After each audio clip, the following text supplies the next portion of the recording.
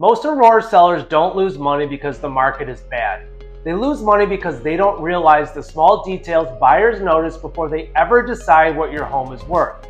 Before you make any pricing decisions, get your free Aurora home value so you can see how buyers are likely to view your home right now.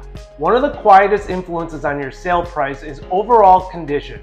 Not perfection, just presentation. And buyers today tend to compare homes quickly. They're looking at multiple listings online, touring several properties in one weekend, and forming strong impressions within minutes. Things like worn flooring, outdated lighting, paint touch-ups, and even cluttered spaces can shape how buyers feel about value. And here's the key: buyers don't always calculate repair costs logically. They often respond emotionally first, then justify their offer later. That means two homes with similar square footage in Aurora can sell for noticeably different prices simply because one feels move-in ready and the other feels like work. But condition is only one piece. Another factor that quietly affects price is something many sellers can't change: location within the neighborhood. When people say Aurora market, it sounds like one big category. In reality, buyers evaluate homes based on micro-location. That can include proximity to busy roads, backing to commercial property, distance from parks or schools, street appeal and surrounding home upkeep, and subdivision reputation. Even within the same subdivision, homes on quieter interior streets often generate stronger early interest. That doesn't mean your home can't sell well if the location has trade-offs. It simply means pricing and preparation strategy become more important.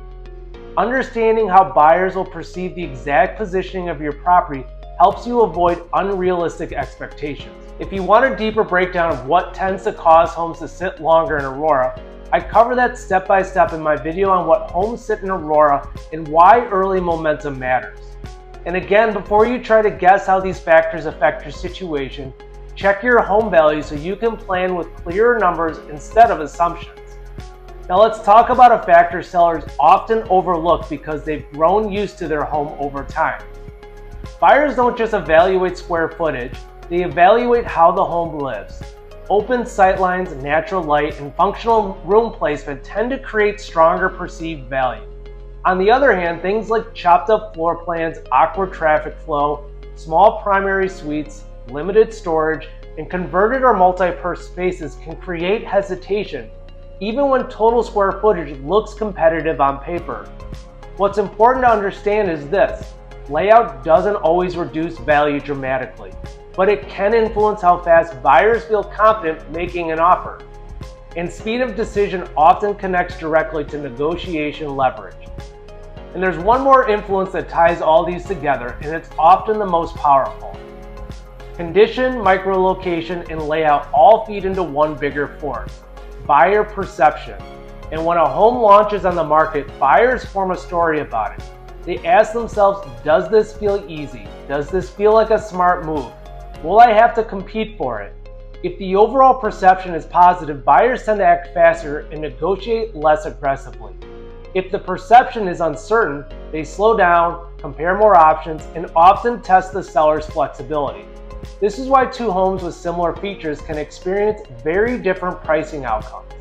The strongest results usually come from sellers who anticipate perception early and plan accordingly. If you're thinking about selling in Aurora, the goal isn't to guess what buyers might do. It's to understand how your specific home in your exact location and condition is likely to be positioned in today's market. That clarity helps you decide when to list, how much preparation makes sense, what pricing strategy protects your leverage, how to plan your next move. And if you want to move forward with confidence, start by understanding your numbers first. Get clarity before you decide. I'm Gimpert with O'Neill Property Group, and I'll see you in the next video.